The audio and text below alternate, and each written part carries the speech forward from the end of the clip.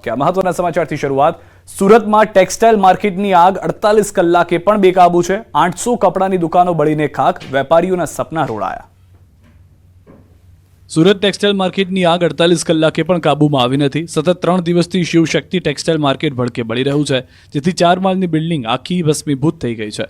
4 માળમાં આવેલી 1000થી વધુ દુકાનમાંથી અત્યાર સુધીમાં 800થી વધુ કપડાની દુકાન બળીને ખાખ થઈ ગઈ છે। અંદાજે કરોડો રૂપિયાનું નુકસાન થયું છે। વેપારીઓનો કરોડો રૂપિયાનો માલ આગમાં ખાખ થઈ જતા હવે કરોડપતિ વેપારીઓ રોડપતિ થઈ ગયા છે, કેમ કે સુરતના શિવશક્તિ ટેક્સટાઇલ માર્કેટમાં લાગેલી આગને કાબૂમાં કરવામાં તંત્ર નિષ્ફળ નીવડ્યું છે। કાપડ માર્કેટ 48 કલાકથી આગની ઝપેટમાં સળગી રહ્યું છે। આ આખી ઇમારત આગની જ્વાળાઓમાં ફેરવાઈ ગઈ છે। ફાયર બ્રિગેડની ટીમો પણ અંદર જઈ શકે તેમ નથી। હાલમાં ફાયરના જવાનો બહારથી પાણીનો મારો ચલાવી થાકી ગયા છે। લાખો લીટર પાણીનો છંટકાવ કરી દેવાયો છે। સુરતના આસપાસની ફાયરની ટીમની મદદ લેવાઈ છે। ખાનગી કંપનીના ફાયર ફાઇટરો પણ આગ કાબૂમાં લેવા જોડાયા છે। ફાયરના જવાનોએ આખી રાત પાણીનો મારો ચલાવ્યો, છતાં આગ કાબૂમાં આવી રહી નથી। આખી માર્કેટ આગમાં ભસ્મીભૂત થઈ જતા અંદાજે 500 કરોડ રૂપિયાનું નુકસાન થયું। સતત આગને કારણે બિલ્ડિંગની અંદરનું તાપમાન ખૂબ જ વધી ગયું છે। અંદર ઘણી બધી સામગ્રી છે, જેથી આગ ઓલાવવામાં મુશ્કેલી થઈ રહી છે। ધુમાડાના ગોટે ગોટાએ આખો રસ્તો વિસ્તારને બાનમાં લઈ લીધો છે। આગની જ્વાળાઓ સતત ભડકી રહી છે। સતત 40 લાખ લીટરથી વધુ પાણીનો મારો ચલાવાઈ રહ્યો છે। આગને કાબૂમાં લેવામાં હજી પણ સફળતા નથી મળી। જ્યાં આગ કાબૂમાં આવી છે ત્યાં હાલ કુલિંગની કામગીરી ચાલી રહી છે, ત્યારે હાલ તો 57 જેટલી માર્કેટ બંધ રાખવા ફોસ્ટા દ્વારા જાહેરાત કરવામાં આવી છે, જેથી ફાયરની કામગીરીને કોઈ વિક્ષેપ ન પડે તે માટે નિર્ણય લેવામાં આવ્યો છે। કલેક્ટર અને સુરત પોલીસ કમિશનર ઘટના સ્થળે દોડી આવ્યા છે। બીજી તરફ અનેક દુકાનો રાખ થઈ જતા વેપારીઓને ધોળા દિવસે તારા દેખાવા લાગ્યા છે। અય્યાફાટ રુદન કરી રહ્યા છે। દુકાનોમાં રહેલો લાખો રૂપિયાના કાપડ બળીને ખાખ થઈ જતા વેપારીઓ ધ્રુસકે ને ધ્રુસકે રડી રહ્યા છે। આવા એક નહીં પણ સેંકડો વેપારીઓની રોજીરોટી ખાખ થઈ ગઈ છે। વેપારીઓ કરોડપતિ હતા, પરંતુ હવે રોડપતિ થઈ ગયા છે। લગ્નની સિઝન હોવાથી મોટા પાયે દુકાનમાં સામાન તૈયાર કરેલો પડ્યો હતો, તે સંપૂર્ણ ખાખ થઈ જતા વેપારીઓના હૃદય દ્રાવક દ્રશ્યો જોવા મળી રહ્યા છે। વેપારીઓના આંખમાંથી આંસુ સરી પડ્યા છે। તો રાજ્ય ગૃહમંત્રી હર્ષ સંઘવીએ આગને લઈને ચિંતા વ્યક્ત કરી છે। મુખ્યમંત્રીએ પણ રિપોર્ટ માંગ્યા છે। વેપારીઓના સહયોગ માટે સરકાર દ્વારા કામગીરી કરવામાં આવી રહી છે। જેતપુરમાં સાડીનું કારખાનું સળગી ગયું। રાજકોટના જેતપુરમાં સાડીનું કારખાનું ભડકે બળ્યું। કારખાનામાં ભીષણ આગ લાગતા નાસભાગ મચી ગઈ। સાડીના યુનિટ અને મશીનમાં કોઈ કારણોસર આગ લાગી હતી, જેથી આખું કારખાનું આગની ઝપેટમાં આવી ગયું। આગ એટલી ભીષણ હતી કે દૂર દૂર સુધી ધુમાડાના ગોટે ગોટા દેખાયા। આગના કારણે આસપાસના કારખાનાવાળા ડરી ગયા, બહાર દોડી આવ્યા। સાડીનું કારખાનું હોવાથી આગ ઝડપથી પ્રસરી હતી। આગને કાબૂમાં કરવામાં 3 ફાયર ફાઇટરે પાણીનો મારો કર્યો, પણ ત્યાં સુધીમાં આગથી આખું કારખાનું બળીને રાખ થઈ ગયું। તો રો મટીરીયલ સહિતનો સામાન ખાખ થઈ ગયો। અંદાજે કરોડો રૂપિયાનું નુકસાન થયું હતું। આ તરફ સુરતમાં બસ સળગી તો કચ્છમાં ટ્રક ભડકે બળ્યો।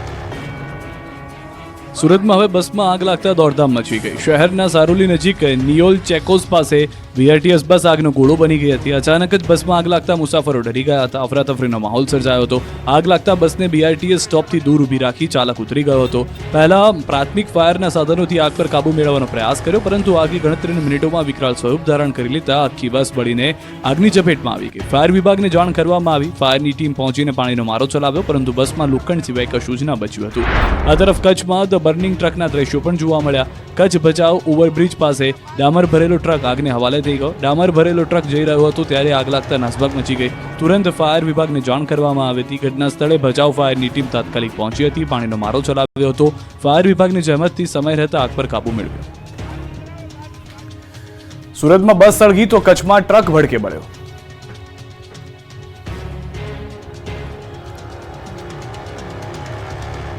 તો બનાસકાંઠા જિલ્લાના અમીરગઢ તાલુકાના ખુણિયા ગામ નજીક રાજસ્થાનની એસટી બસ અને બોલેરો ગાડી વચ્ચે ગંભીર અકસ્માત સર્જાયો। આ દુર્ઘટનામાં 5 લોકોના ઘટના સ્થળે જ મોત નીપજ્યા છે, જ્યારે અન્ય મુસાફરોને નાની મોટી ઈજાઓ પહોંચી છે। જ્યારે લાશોને બહાર કાઢવા માટે બોલેરાના પતરા તોડ્યા હતા અને જેસીબીની મદદ લેવાઈ હતી। મૃતકના 2 મહિલા, 2 બાળક અને 1 પુરુષ સામેલ છે। કુલ મળી 5ના મોત થયા છે। તમામ મૃતકો અમીરગઢ તાલુકાના ધનપુરા વિરમપુર ગામના વતની છે।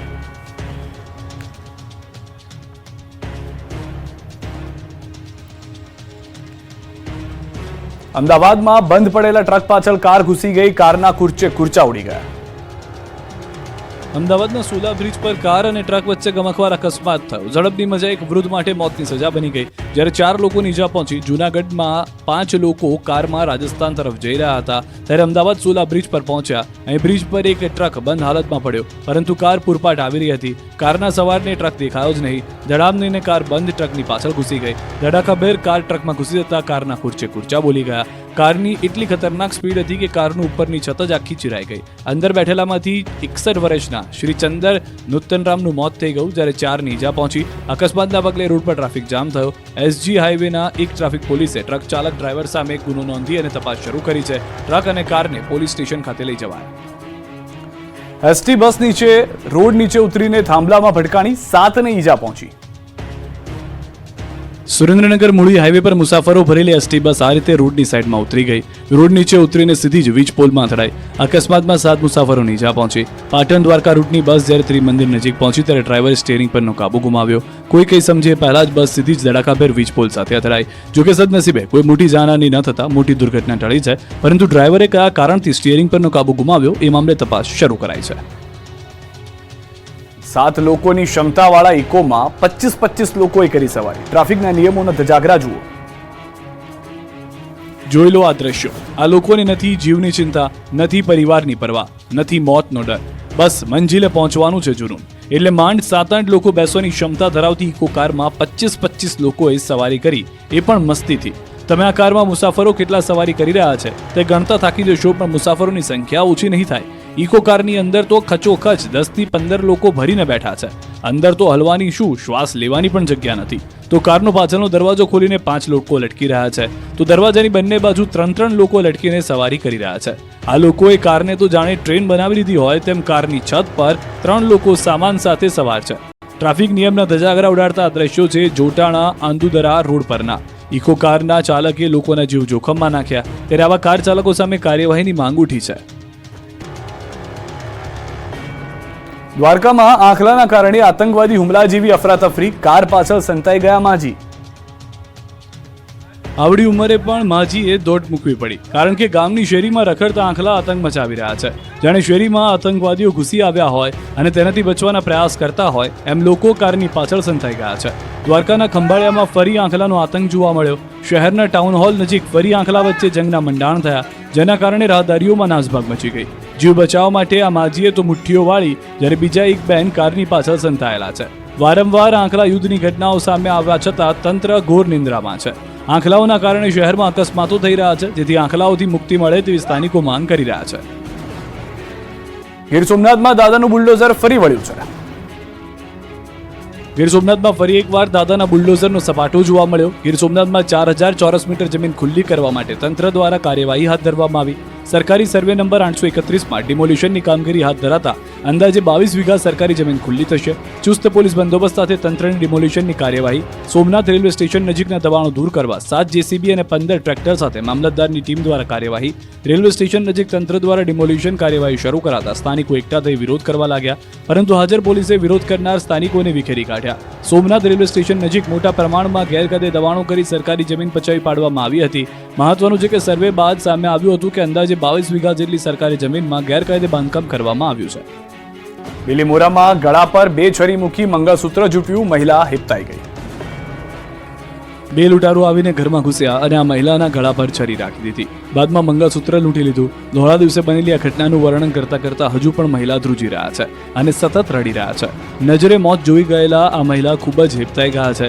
સતત એ ઘટનાના જ વિચારો તેમને આવી રહ્યા છે. ઘટના નવસારીના બિલીમોરાની છે, જ્યાં સહયોગ સોસાયટીમાં 2 લૂંટારૂ ઘરમાં ઘૂસ્યા અને લૂંટ ચલાવી. બાદમાં બૂમાબૂમ થતા બંને લૂંટારૂ ભાગી ગયા. દિવસના સમયે બનેલી લૂંટની આ ઘટનાથી સમગ્ર વિસ્તારમાં ચકચાર મચી ગઈ છે. પોલીસ સ્ટેશનથી 500 મીટરના અંતરે જ આ બનાવ બન્યો છે. એક ઘરમાં 2 લૂંટારૂઓ ઘૂસીને મહિલાના ગળાના ભાગે હથિયાર મૂકી સોનાના દાગીના સહિતની લૂંટ ચલાવી હતી. ધોળા દિવસે લૂંટની ઘટના બનતા સમગ્ર પંથકમાં ચકચાર મચી ગઈ છે. સમગ્ર ઘટનાને લઈને આ વિસ્તારમાં સતત 30 વર્ષથી અપક્ષ નગરસેવક એવા મલંગ કોલિયા અને પોલીસની કામગીરી સામે સવાલ ઉઠાવ્યા છે અને શહેરને ચોરોના આતંકથી ભયમુક્ત બનાવવા માટે પોલીસને અપીલ કરી છે. ભત્રીજીના કહેવાથી ભગવાનની ચોરી, શિવલિંગ ચોરીને 500 કિલોમીટર દૂર પહોંચાડ્યું. દ્વારકાના હર્ષદના દરિયાકાંઠે સ્થાનિક ભીડભંજન મહાદેવ મંદિરમાંથી શિવલિંગની ચોરી કરનાર પકડાઈ ગયા છે. પૂછપરછમાં આરોપીઓએ મોટો ખુલાસો કર્યો. આરોપીઓએ મહાશિવરાત્રીના આગલા દિવસે મંદિરમાંથી શિવલિંગ ચોરીને 500 કિલોમીટરથી વધુ દૂર સાબરકાંઠાના હિંમતનગરમાં આવેલા પોતાના ગામમાં પહોંચાડ્યું અને ઘરે જ શિવલિંગ સ્થાપિત કરી દીધું. આરોપીઓએ ખુલાસો કર્યો છે કે ભત્રીજીને સપનું આવ્યું હતું. બાદમાં તેણે કહ્યું કે દ્વારકા જિલ્લાના હરસિદ્ધિ મંદિર પાસે દરિયા કિનારે આવેલ ભીડભંજન મહાદેવ મંદિરનું શિવલિંગ ઘરમાં સ્થાપશો તો ખૂબ જ પ્રગતિ અને લાભ થશે. ભત્રીજીની વાત માનીને શ્રદ્ધાના નામે પરિવારજનો ચોર બની ગયા. શિવલિંગની ચોરી કરી આરોપી મહેન્દ્રકુમાર ઉર્ફે રમેશ, વનરાજ, મનોજ, જગત તથા અન્ય 3 મહિલાઓએ કાવતરું ઘડ્યું. 2 વાહનોમાં હર્ષદ આવ્યા, રાતવાસો કરીને રેકી કરી અને ભીડભંજન મહાદેવ મંદિરમાંથી શિવલિંગની ચોરીને અંજામ આપ્યો. મહાશિવરાત્રીના આગલા દિવસે જ મહાદેવના મંદિરમાંથી શિવલિંગની ચોરી થતા હાહાકાર મચી ગયો. શિવલિંગ દરિયામાં ફેંકી દીધું હોવાની આશંકાના પગલે સ્કુબા ડાઇવરની મદદથી દરિયામાં પણ શોધખોળ કરાઈ હતી, પરંતુ ત્યાં જ પોલીસને ચોક્કસ જાણકારી મળી અને શિવલિંગની ચોરીનો ભેદ ઉકેલાયો. ધૂળ ખાતી સાયકલોનો મુદ્દો ગૃહમાં ઉઠ્યો. 5 વર્ષમાં 7,93,022 દીકરીઓને સાયકલ આપવામાં આવી. ગાંધીનગરમાં વિધાનસભા બજેટ સત્ર ચાલી રહ્યું છે. સત્રના 5મા દિવસે વિધાનસભા ગૃહમાં ધૂળ ખાતી સાયકલોનો મુદ્દો ઉઠ્યો હતો. કોંગ્રેસના ધારાસભ્ય ઇમરાન ખેડાવાલા આ અંગે સવાલ કર્યો હતો, તો વિપક્ષના ધારાસભ્ય શૈલેષ પરમારે સાયકલના રંગ અંગે